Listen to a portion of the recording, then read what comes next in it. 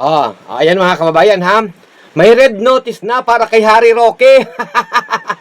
Kulong na. Ngayon, harapin niya na ang mga kaso niya. Ang dami rin kasalanan nito ni Harry Roque. Ang paghingi po ng gobyerno ng Interpol Red Notice laban po dito kay Harry Roque ay tanda na natapos na ang kanyang pagtatago. Lalo na sa mga taong ginawang haligi ng pagtatanggol sa kapalpakan at katiwalian noong nakaraang administrasyon po ng kanyang among si Duterte. Hindi po ito political persecution, hindi yan kailanman, kundi ito po ay isang pananagutan. Matagal na pong pagnanakaw sa karapatan ng mamamayan. Matagal na po siyang nakinabang sa Pogo. Hindi po ito maliit na kaso. Ang qualified human trafficking, ito po ay sistematikong pang-aabuso na nakaugat sa Pogo na pinagkakitaan po nila. Ito pong Pogo operations na pugad po ng sindikato, korupsyon, kidnapping, human trafficking at paghaharang sa batas at pagkawasak po sa komunidad dahil ito po ay nagiging paraan para palayasin ang ating mga kababayan at ginagawang mga building. Habang lumalakas po ang panawagan na buwagin po ang Pogo, lumilitaw ang pangalan ng tagapagtakip, nagiging tagapagtanggol abogado at nagpapatakbo. At isa si Harry Roque sa binabanggit po dito. Ang malinaw mga kababayan, kung totoong walang kasalanan itong Harry Roque na ito, bakit andun siya sa Europa? Nagtatago siya doon. At bakit hindi siya dito umuwi para harapin ang kaso? Doon siya nagdadadakdak, doon siya nagdadadal, doon siya nagkikipag-away sa kapwa niya DDS.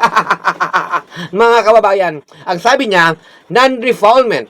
Totoo, pero hindi exemption sa pananagutan. Madalas ginagamit po ang prinsipyo po ng non-refoulement para protektahan ang mga taong biktima ng panunupil sa sarili nilang bansa. Pero sa kaso po nito ni Harry Roque na nagkiklaim na protektahan siya, marami po siyang kaso. Hindi po kaso ito po ng simple. Ito po ay hindi siya naging biktima kailanman ng state repression.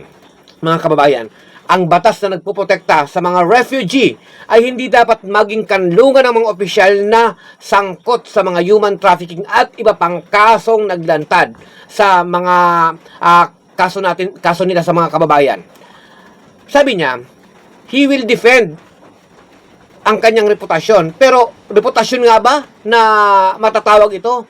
Sa haba ng panahon, ginamit ni Roque ang social media para pagtakpan ang abuso ng kapangyarihan ng dati niyang pinagsalbihang administrasyon ni Rodrigo Roa Duterte. Ngayon, siya naman mismo ang nahaharap sa mga aligasyon ng pagpuprotekta sa mga illegal na negosyo at trafficking. Dapat niya yang harapin. Kaya, huwag siyang magtatago. Kung may ebidensya siya, dalhin niya sa korte, umuwi siya dito. Dito niya ilaban. Ang katotohanan po sa Pilipinas, kapag ordinaryong tao ka, kulong agad.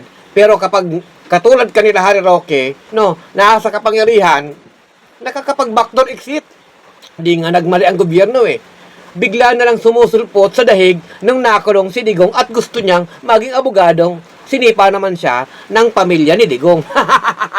Pero ang paalala, hindi kailanman makakatakbo sa hustisya itong si Harry Roque. Kala niya. Kaya mahalaga po ang red notice.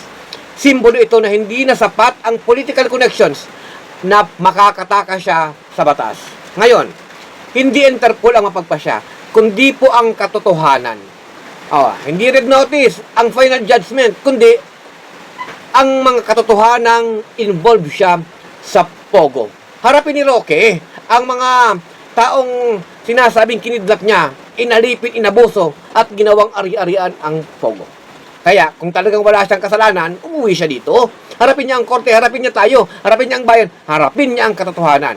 Ang huli, ang hustisya po, ay hindi niya matatakasan. Kahit kailan. Hindi niya pwedeng takasan ang kasalanang pinagpakinabangan niya. Kaya, magbabayad siya at mananagot.